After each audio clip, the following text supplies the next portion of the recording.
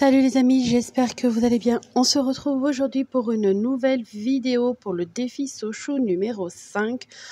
Donc, si je me souviens bien, c'était aventure exotique, quelque chose comme ça, dans la jungle. N'ayant pas tous les tampons de toutes les collections et notamment de la dernière collection, celui avec les palmiers, le jaguar, tout ça qui évoque les tropiques et l'exotisme, j'ai dû me débrouiller à ma façon pour essayer de recréer cette ambiance avec les tampons que j'ai. Donc, il faut savoir que j'ai très peu de tampons feuillage parce que c'est pas ce que je préfère. Et là, j'avais celui-là. Je me rappelle plus de son nom. Je sais plus si c'est fleur de kiwi ou quelque chose comme ça. Bon, bref. J'ai pris ce tampon-là que j'ai associé à la petite oursonne de la collection Victoria Street, il me semble. Et je vais venir utiliser la technique du cache pour créer un amas de feuillage derrière la petite oursonne, tout en évitant de tamponner 2 fois dans le même sens le feuillage et les fleurs, justement pour tromper l'œil que ce n'est pas le même tampon, mais plusieurs éléments distincts à la fois. Donc au début, je vais rester dans des compositions assez en diagonale, en bas à gauche et en haut à droite. Donc le bas me convient parfaitement et là j'essaye de compléter légèrement le haut parce que je le trouve assez vide. Donc j'essaye de le compléter, mais c'est pas évident non plus parce que quand on a que le même tampon, ça fait vite répétitif, je trouve. Donc faut varier les sens, ce qu'on tamponne, si c'est l'entièreté du motif ou juste une partie. Donc il faut jouer avec nos tampons et c'est une partie que j'aime bien faire parce que ça nous pousse à l'imagination dans nos créations. Donc là, je vais mettre, j'ai tout tamponné à la Versafine pour mettre en couleur, à l'aquarelle, comme les précédentes réalisations que j'ai fait pour les défis Sochou. J'essaye de rester dans cette même harmonie, sauf que là, je vais utiliser les crayons aquarelles de chez Action. Donc là, je retouche légèrement les tamponnages un petit peu ratés, pas très bien marqués. Au feutre, au crayon Pigma Micron, j'ai dû prendre la taille peut-être 1 ou 2, quelque chose comme ça. Il n'y a pas très d'importance, le temps que c'est un crayon noir.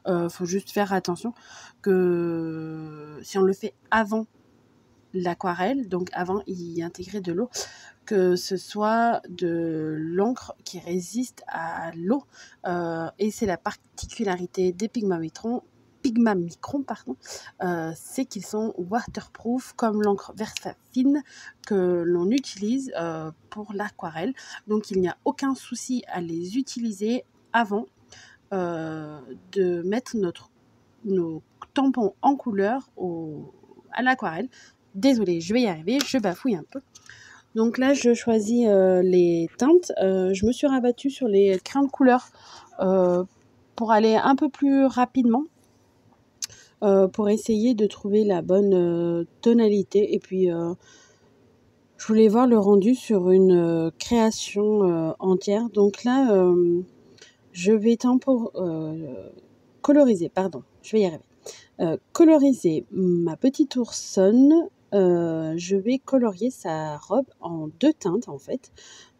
Jusqu'à présent, chaque fois que je n'utilisais qu'une seule et même couleur. Mais là, j'avais plutôt envie de dissocier les 2 choses. J'avais en tête l'idée de représenter, vous savez, ces robes un peu créoles, un peu des Antilles où il y a souvent deux couleurs, voire plus de couleurs associées, mais le haut est d'une couleur et le bas est d'une autre couleur. Et j'avais cette idée en tête. Donc j'ai opté pour un rose, sauf que là, j'ai pas appliqué assez de rose et je le trouve très très très léger, très pastel. Je le trouve pas assez flashy. Je voulais quelque chose de beaucoup beaucoup plus flashy. Donc pour le jaune, je ne me laisse pas surprendre. J'applique de partout et j'ai pris le jaune bien flashy qu'il y a dans la palette. Mais de toute façon, je vais venir retravailler sa robe pour lui donner beaucoup plus d'intensité. Je voulais vraiment des couleurs assez peps, assez flashy. Ce côté qu'on retrouve dans l'exotisme, dans les tropiques, c'est des couleurs assez peps, assez vives, assez clinquantes. Je voulais retrouver ça dans ma création. Donc là, j'essaye d'accentuer encore ma couleur. Ce n'est pas sèche, c'est encore humide. Donc le temps que c'est humide, avec mon pinceau, je viens prélever des pigments de couleur sur la mine directement pour intensifier la couleur.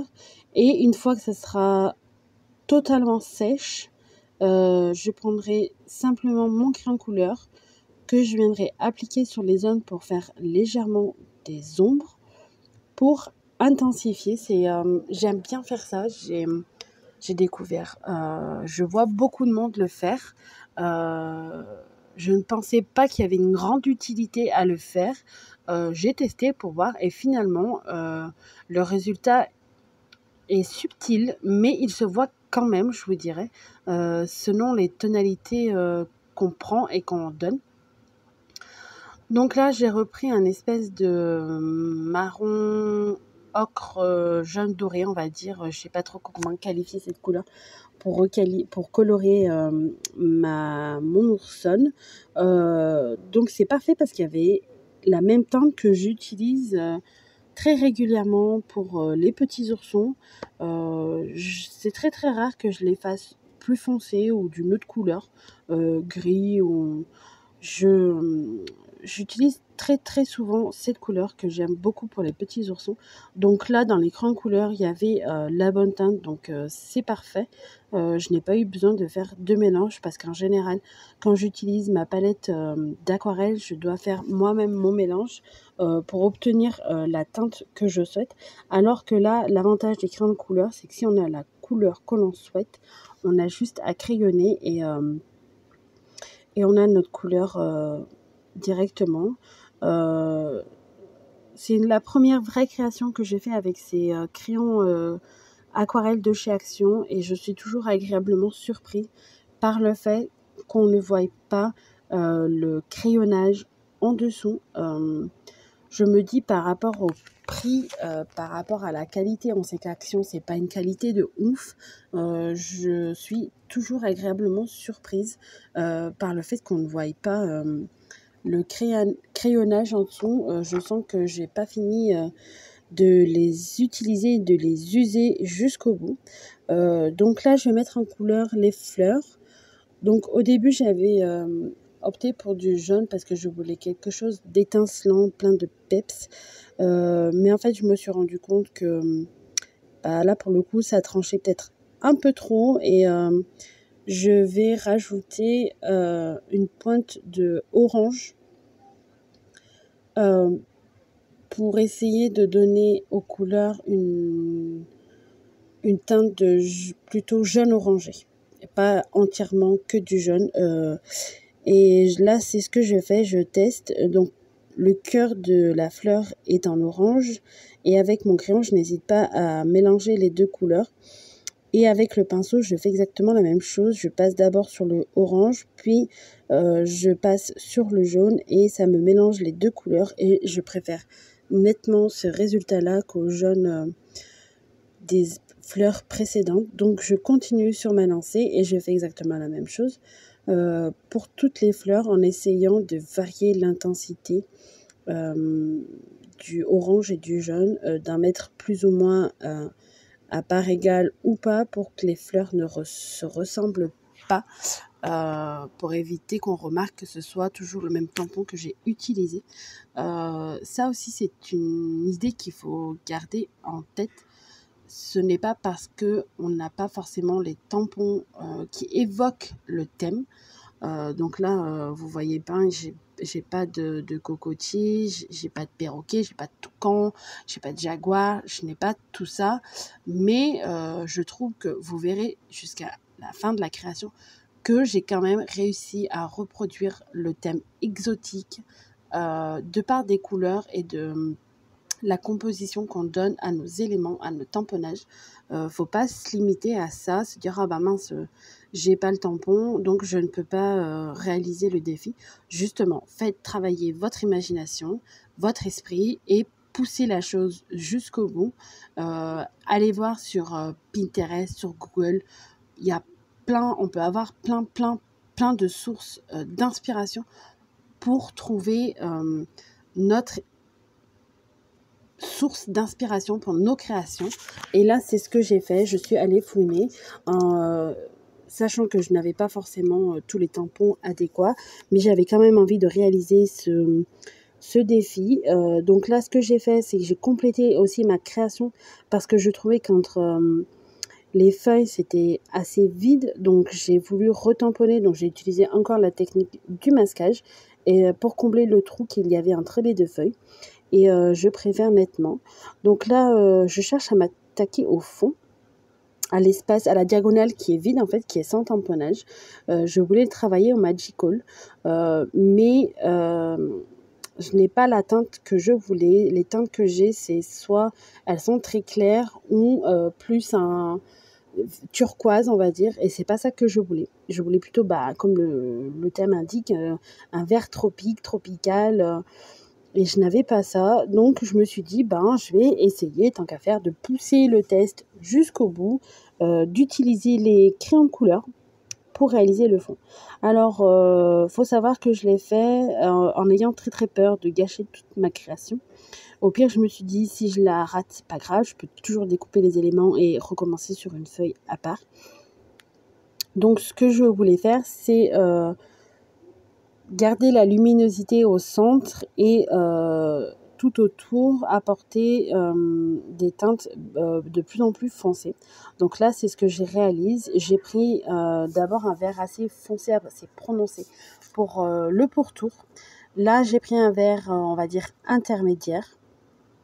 Donc, j'hésite pas à crayonner grossièrement, on va dire, et à chevaucher les deux couleurs aussi, c'est ça qui va permettre au dégradé de se réaliser correctement.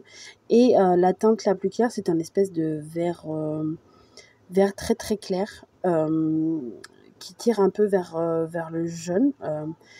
Et là, je viens appliquer mon pinceau avec de l'eau pour mélanger tout ça.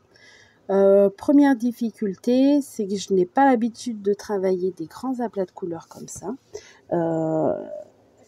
Donc, en plus, on était en période de canicule. Donc, travailler l'aquarelle, ce n'est pas facile. Ça séchait extrêmement vite malgré l'apport d'eau que j'apportais. De plus, je sens que mon papier, il a quand même une résistance aux couches d'eau que je vais lui apporter. J'utilise toujours le papier Pantone multitechnique. J'essaierai à l'occasion d'essayer d'autres papiers quand je passerai une autre commande. Mais là, je fais avec ce que j'ai. Mais je sens que le papier ne va pas supporter 36 000 couches d'eau pour réaliser mon dégradé, mon fondu. Mais j'arrive à un résultat, pas que j'apprécie parce qu'il y a beaucoup trop de traces, mais auquel je souhaite arriver. Dans l'idée, c'est cette idée que j'ai dans ma tête, avoir un pourtour très foncé, le plus foncé possible, et un centre assez lumineux pour apporter de la clarté à ma création. Donc là, j'ai essayé de mélanger le tout des trois couleurs. Je vais laisser sécher et je reviendrai travailler ça plus tard, à tête reposée, on va dire. Donc là, j'avance dans les feuilles plutôt. Donc je reprends toujours la même combinaison des crayons couleurs parce que je n'en ai pas, il n'y en a pas d'autres. Il y a 4 verres dans ce set-là de crayons de couleur. pour le fond, j'en ai utilisé 3, mais là, pour les feuilles, je m'en contente que de 2. Je voulais éviter qu'il y ait trop de similitudes dans les couleurs je voulais pas forcément que les feuilles, le feuillage soit clair de cette intensité-là. Et je me suis dit, au pire, je laisserai une partie blanche que je n'aurais pas coloriée au crayon de couleur. Ça apportera un petit peu de luminosité. J'essaye de ne pas travailler 2 feuilles à côté pour éviter les bavures des coulures. Parce que des fois, le pinceau, il est trop gorgé d'eau et ça fait vite baver tout ça. J'essaye de travailler la base des feuilles plus foncées que les extrémités pour apporter du volume et du contraste dans tout ça. Faut savoir qu'à ce moment de la création, j'ai eu un gros doute sur ma réalisation. C'est ce que j'avais en tête, mais je n'aimais pas forcément le résultat. Je vais jusqu'au bout de la chose. J'abandonne jamais. Chaque fois que je fais une réalisation, une création, mais que ça ne me plaît pas, je me dis que je vais quand même aller au bout, parce que à force de travailler, je me dis qu'on peut que améliorer la chose. On peut rarement empirer ce que l'on fait.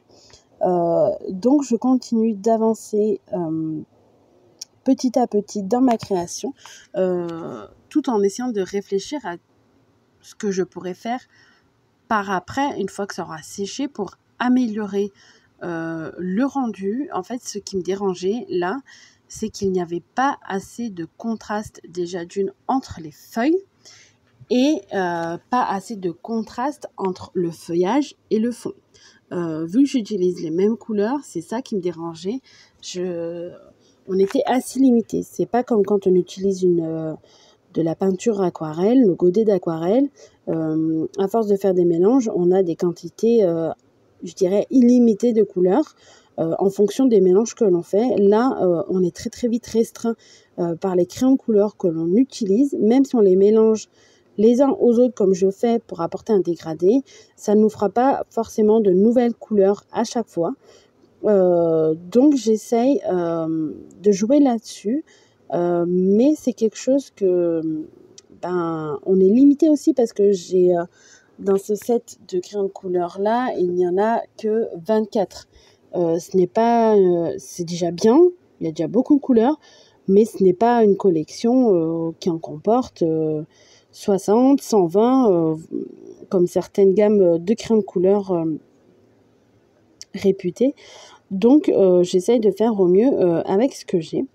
Donc là, je me dis, je vais essayer de retravailler un peu les fleurs au crayon de couleur pour apporter un peu plus de contraste, juste à la base en fait. J'appuie assez fortement pour apporter de la pigmentation, de la couleur et à la base, et plus légèrement une fois qu'on arrive aux extrémités pour garder ce côté lumineux de la feuille. Je n'hésite pas à le faire. Donc je vais faire ça pour toutes les feuilles. Là j'ai eu un moment de doute, de test on va dire. J'ai voulu reprendre les petites feuilles de la robe en blanc, mais je sais pas à quoi il sert ce crayon blanc. Faudra qu'on m'explique pourquoi ils mettent un crayon de couleur blanc. Donc là je viens retravailler mon fond et j'ai décidé de sortir ma palette d'aquarelle pour avoir le résultat que je souhaite. Donc j'ai pris le vert plus foncé que j'ai dans ma palette, c'est le vert Viridian, pour venir faire le pourtour. Et au centre j'applique c'est un vert pâle pour apporter la luminosité. Sachant que j'ai une base en dessous, ça m'aide déjà à construire ce que je veux faire. Et là, pour apporter un peu plus d'intensité, je prends le vert Viridian auquel je vais ajouter du noir. Sachez que quand j'ai fait le mélange, j'ai eu un très très gros doute. Je me suis dit, ah là là, je vais apporter du noir, ça va faire très très très foncé. C'est pas ce que je souhaite. Mais je me suis dit, je vais essayer d'obtenir un résultat que je veux. Et j'y suis allée par petites touches. J'ai apporté le noir vraiment par petites touches, sans trop en mettre non plus, parce que je voulais pas que ce soit le noir la couleur dominante. Je voulais que ça reste le vert. Là, le challenge, ça a été de réussir à faire de la couleur en quantité suffisante pour ne pas en manquer. Ça aussi, des fois, je peine à en faire, mais avec de l'entraînement, j'y arrive. Et je reprends le vert viridien pour le fondre tout simplement. Et je reprends le vert pâle pour venir fondre les 3 couleurs et réaliser le centre. Donc, j'hésite pas à faire bouger mon papier parce que là, il est très, très gorgé. Le papier a très bien supporté la quantité d'eau qu'il a eu. Je suis très agréablement surprise. J'ai réussi à faire le dégradé que je souhaitais. Donc, à l'aide de mon pinceau, j'essaye de diriger la couleur là où je veux qu'elle se mette. Et vu que j'avais travaillé auparavant mes feuillages au crayon de couleur, j'ai hésité entre les laisser tels quels et leur apporter de l'eau. Finalement, je décide d'apporter de l'eau, mais c'est pas quelque chose qui va me plaire, mais c'est fait, c'est pas très grave. J'aurais dû les laisser à l'état brut du coloriage. On arrive bientôt à la fin de cette vidéo, ça va couper malheureusement, vous n'aurez pas la suite, mais j'ai pas fait grand chose. J'ai juste rajouté le numéro 5 comme je fais au fil de mes défis. J'ai apporté quelques détails de fond par-ci, par-là. J'ai retravaillé tous les ancrages au pigment micron, que ce soit des fleurs, des feuillages ou de la petite oursonne, pour apporter beaucoup plus de profondeur à ma création et pour que les contrastes soient bien marqués. J'espère que cette vidéo vous aura plu. N'hésitez pas à me laisser un commentaire, à partager et à liker. Et moi, je vous dis à bientôt. Bye bye!